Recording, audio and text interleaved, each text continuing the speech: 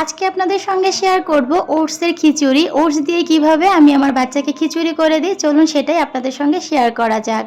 প্রথমে আমি এখানে বাটার দিয়েছি আর তার মধ্যে দিয়ে দিয়েছি একটুখানি পেঁয়াজ কুচি। আজকে খিচুড়িটা আমি ব্রোকলি দিয়ে করছি, এগুলো ফ্রোজেন করা ছিল।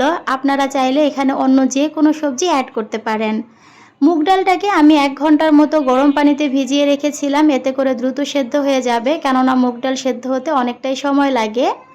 এখন এখানে দিয়ে দিচ্ছি একটুখানি রসুন বাটা, আদা বাটা আর স্বাদ মতো লবণ, একটুখানি হলুদ গুঁড়া আর দিব 1 চিমটির মতো গোলমরিচের গুঁড়া। আপনারা কিন্তু 8 মাসের বেবিকেও এই খাবারটা করে দিতে পারেন। সেই ক্ষেত্রে কিন্তু গোলমরিচের গুঁড়াটাকে বাদ দিয়ে সামান্য একটু আদা রসুন বাটা আর একটু হলুদ গুঁড়া দিয়ে খাবারটা আরও পাতলা করে তৈরি করতে পারেন। তারপর এখানে আমি অ্যাড করেছি 1 চামচের মতো ওটসটা দিয়ে একটু ভালো করে ভেজে এখানে পরিমাণ মতো পানি দিয়ে দিচ্ছি। আর এখন এটাকে আমি সেদ্ধ করে নিব। সবকিছু সেদ্ধ হয়ে যাওয়ার পর এখানে আমি 2টা কোয়েল পাখির ডিম অ্যাড করছি। আপনারা চাইলে এখানে অন্য যে কোনো ডিম অ্যাড করতে পারেন, তো আমি অল্প করেই দিচ্ছি। কোয়েল পাখির ডিমটা দেওয়ার পর ভালো করে খিচুড়ির সঙ্গে ডিমটাকে মিশিয়ে নিচ্ছি। 8 মাসের বেবির জন্য যদি তৈরি করেন তাহলে এই যে এখন দেখতে পাচ্ছেন যেরকম ঘনত্বে আছে, এর থেকেও পাতলা করে কিন্তু বাচ্চার খাবারটা তৈরি করতে হবে। তো এই যে দারুণ মজার আর একদমই ভিন্ন স্বাদের ওটস খিচুড়ি রেডি। আমি আমার বাচ্চার পছন্দ অনুযায়ী ঘনত্বে এটাকে নামিয়ে নিয়েছি।